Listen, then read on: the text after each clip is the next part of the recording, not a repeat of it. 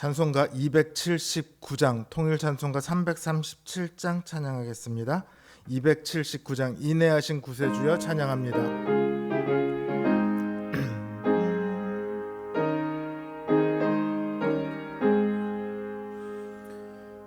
인내하신 구세주여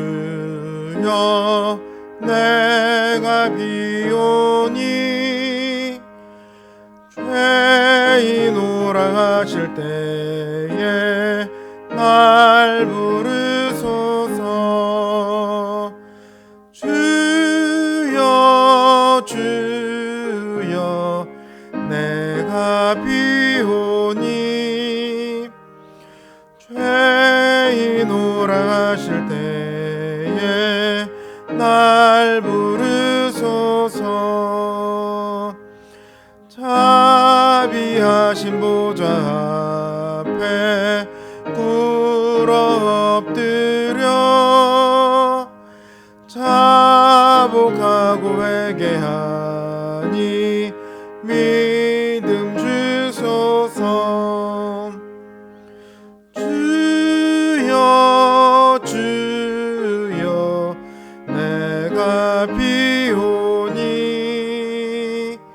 죄인오라 하실 때에 날 부르소서. 주의 공로 의지하여 주께 가오니 상한 마음을 고치시고 구원하소서. 주여 주여 내가 비오니 죄인오라 하실 때에 날 부르소서. 만복 근원 우리 주여 위로하소서. 우리 주와 같으시니 어디 있을까. 주여 주여 내가 비오니 죄인오라 하실 때에 날 부르소서. 아멘. 305장 통일찬송가 405장 찬양합니다. 305장 나 같은 죄인 살리신 찬양합니다.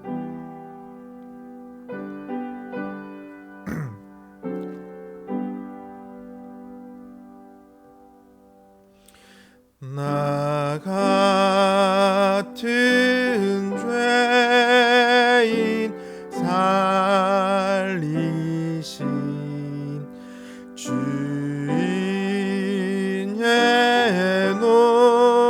놀라워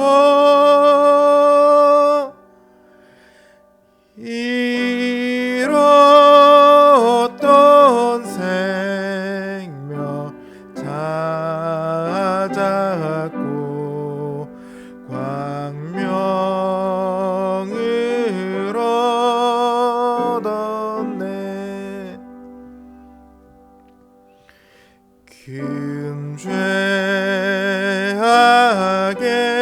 금죄악에서 건지신 주의 고마워. 나 처음 믿은 그 시간 귀하고 귀하다.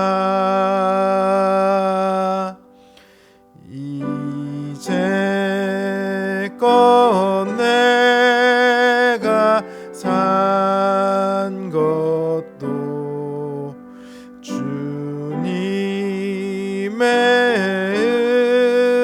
은혜라.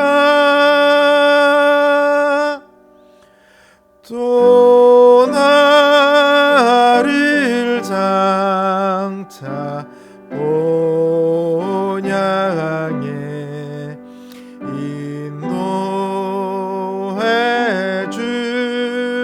주시리. 거기서 우리 영원히 주님의 은혜로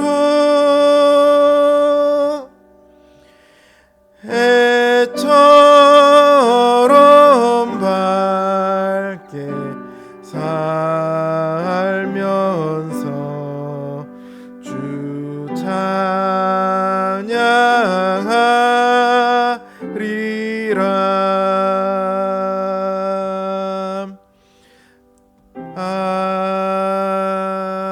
아멘. 기도합니다. 주여, 우리에게 은혜를 더하여 주시옵소서. 우리의 마음은 주님을 사랑하기보다 우리 자신을 더 사랑하며 주님을 순종할 때보다 우리의 즐거움을 따를 때가 더 많습니다. 우리 안에 여전히 옛사람이 살아있어서 때때로 분노하며 미워하며 질투하며 시기하며 또한 우리의 쾌락과 정욕을 사랑하며 세상의 방식대로 우리의 즐거움대로 따라갈 때가 너무도 많이 있습니다. 주님, 우리를 긍휼히 여기시고 우리의 삶이 변화되게 하여 주시옵소서. 우리의 마음이, 우리의 성품이, 우리의 행실이 변화되게 하사 우리로 온전히 주님을 섬기는 하나님의 자녀들이 되게 하시고 우리를 통하여서 이 땅에 주님의 은혜와 하나님의 사랑이 증거되게 하여 주시옵소서. 이 시간도 연약한 우리를 끝까지 붙드시는 그 주님의 사랑을 의지하며 주님 앞에 나와 싸우니 주님 큰 은혜를 더하시고 또한 주님 앞에 가져온 여러 가지 문제들 주님 들으시고 응답하여 주시옵소서. 주 안에서 모든 문제가 해결되기를 바라고 믿사오니 주님 함께하여 주시옵소서. 예수님의 이름으로 기도드립니다. 아멘. 하나님 주신 말씀 어제 본문의 일부분입니다. 역대하 12장 2절에서 12절 말씀입니다. 역대하 12장 2절에서 12절 말씀입니다. 제 성경 기준으로 구약성경 671면에 있습니다. 역대하 12장 2절에서 12절 말씀 제가 받들어 읽겠습니다. 그들이 여호와께 범죄하였으므로 르호보암 왕 제5년에 애굽 왕 시삭이 예루살렘을 치러 올라오니 그에게 병거가 1200대요 마병이 6만 명이며 애굽에서 그와 함께 온 백성 곧 리비아와 숫과 구스 사람이 헤아릴 수 없이 많더라. 시삭이 유다의 견고한 성읍들을 빼앗고 예루살렘에 이르니 그때에 유다 방백들이 시삭의 일로 예루살렘에 모였는지라. 선지자 스마야가 르호보암과 방백들에게 나와 이르되 여호와께서 이같이 말씀하시기를 너희가 나를 버렸으므로 나도 너희를 버려 시삭의 손에 넘겼노라 하셨다 한지라. 이에 이스라엘 방백들과 왕이 스스로 겸비하여 이르되 여호와는 의로우시다 하매 여호와께서 그들이 스스로 겸비함을 보신지라. 여호와의 말씀이 스마야에게 임하여 이르시되 그들이 스스로 겸비하였으니 내가 멸하지 아니하고 저희를 조금 구원하여 나의 노를 시삭의 손을 통하여 예루살렘에 쏟지 아니하리라. 그러나 그들이 시삭의 종이 되어 나를 섬기는 것과 세상 나라들을 섬기는 것이 어떠한지 알게 되리라 하셨더라. 애굽 왕 시삭이 올라와서 예루살렘을 치고 여호와의 전 보물과 왕궁의 보물을 모두 빼앗고 솔로몬이 만든 금 방패도 빼앗은지라. 르호보암 왕이 그 대신에 노수로 방패를 만들어 국문을 지키는 경호 책임자들의 손에 맡김에 왕이 여호와의 전에 들어갈 때마다 경호하는 자가 그 방패를 들고 갔다가 경호실로 도로 가져갔더라. 르호보암이 스스로 겸비하였고 유다의 선한 일도 있으므로 여호와께서 노를 돌이키사 다 멸하지 아니하셨더라. 아멘. 나라가 견고해지자 르호보암은 하나님의 율법을 버립니다. 언약을 버리고 산당과 우상을 만들어서 우상을 숭배합니다. 그러자 백성들도 르호보암을 따라서 우상을 숭배하죠. 우상이라면 끔찍하게 여기시는 하나님께서 그걸 가만 놔두실 리가 없습니다. 애굽왕 시삭을 동원해서 예루살렘을 치도록 합니다. 그 병거가 1,200승이고 마병이 6만 명이며 애굽 병사를 쫓아온 다른 족속들도 셀 수도 없이 많았습니다. 이들은 르호보암이 그토록 믿고 있던 그 견고한 성읍들을 다 점령합니다. 그리고 예루살렘으로 향하죠. 시삭을 피해서 예루살렘에 모여있던 사람들이 난리가 납니다. 이들은 부랴부랴 하나님을 찾습니다. 그러나 하나님께서는 그들의 기대와는 달리 선지자를 통해서 너희가 나를 버렸으므로 나도 너희를 버려 시삭의 손에 붙였다고 말씀하십니다. 시삭을 물리쳐 주시기는커녕 시삭을 이들에게 보내신 분이 하나님이시라는 말을 듣고 그들은 큰 충격을 받습니다. 그들은 이내 하나님 앞에 겸비하게 나아옵니다. 겸비하다는 말은 겸손히 자기를 낮춘다는 말입니다. 시삭이 쳐들어오기 전까지만 해도 그들은 견고한 성읍들을 믿었습니다. 자신들의 무력을 믿었습니다. 자신들보다 훨씬 더 인구가 많은 북이스라엘하고 싸워도 지지 않는다는 그런 생각을 가지고 있었습니다. 그러나 시삭의 큰 군사 앞에 모든 성읍들이 다 점령당하고 이제 예루살렘만 남아 목숨이 간당간당한 상태가 되자 자신들의 약함을 깨우치게 되었습니다. 자신들이 강했던 것은 자신들 때문이 아니라 하나님 때문임을 비로소 깨달은 것이죠. 자신들의 힘으로는 시삭을 물리칠 수 없고 기댈 곳은 하나님뿐입니다. 그러나 그 하나님께서 시삭을 보내신 분이라 하니 그들은 이제 더 이상 소망이 없었습니다. 구약의 역사를 돌이켜보면 자신의 강함을 자랑하던 자들이 언제 하나님을 찾는가 하면 더 이상 자신의 힘으로 할 수 없음을 깨달을 때입니다. 절망 앞에 서야 비로소 하나님을 찾습니다. 이들도 이제 절망 앞에 섰습니다. 그러니 하나님 앞에 겸비할 수밖에 없어요. 피할 길이 없는 상황 속에서 숨길 수 없는 자신들의 죄가 하나님 앞에 드러나야 하나님의 의로우심을 깨닫게 됩니다. 그 하나님의 의로우심을 깨달아야 겸비하게 됩니다. 이들은 말합니다. 여호와는 의로우시다. 그들에게 시삭을 보낸 것은 그들을 점령하도록 한 것은 하나님입니다. 그럼에도 그들은 하나님 우리에게 왜 이러십니까? 이런 원망을 하지 못합니다. 자신들이 한 죄를 알고 있거든요. 죄인들에게 징벌이 있는 것은 당연한 일입니다. 이들이 여호와는 의로우시다 이렇게 말하는 것은 하나님 우리의 죄가 너무도 크니 우리가 벌 받는 것이 마땅한 일입니다. 이렇게 고백하는 것이나 마찬가지입니다. 하나님께서 이들의 말을 들으셨습니다. 그리고 그제야 이들이 겸비하여 자신들의 죄를 깨우치니 그들을 구원하겠노라 말씀하십니다.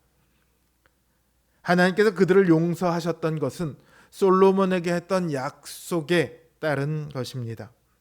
내가 하늘을 닫고 비를 내리지 아니하거나 혹 메뚜기들에게 토산을 먹게 하거나 혹 전염병이 내 백성 가운데서 유행하게 할 때에 내 이름으로 일컫는 내 백성이 그들의 악한 길에서 떠나 스스로 낮추고 기도하여 내 얼굴을 찾으면 내가 하늘에서 듣고 그들의 죄를 사하고 그들의 땅을 고칠지라. 하나님께서는 약속하셨습니다. 그들은 하나님과의 언약을 저버렸지만 하나님께서는 그들과의 언약을 기억하셨습니다. 그리고 그 언약에 따라 그들을 용서하십니다. 하나님은 분명히 의로우신 분이십니다. 죄 지은 자를 가만 내버려 두지 않으십니다. 그러나 동시에 자비로우셔서 겸비하게 나아오는 자를 용서하시고 구원하십니다. 진노 중에라도 긍휼을 잊지 않으십니다. 이분이 바로 우리의 하나님이십니다. 의로우신 하나님 앞에 겸비하게 나아가기를 바랍니다.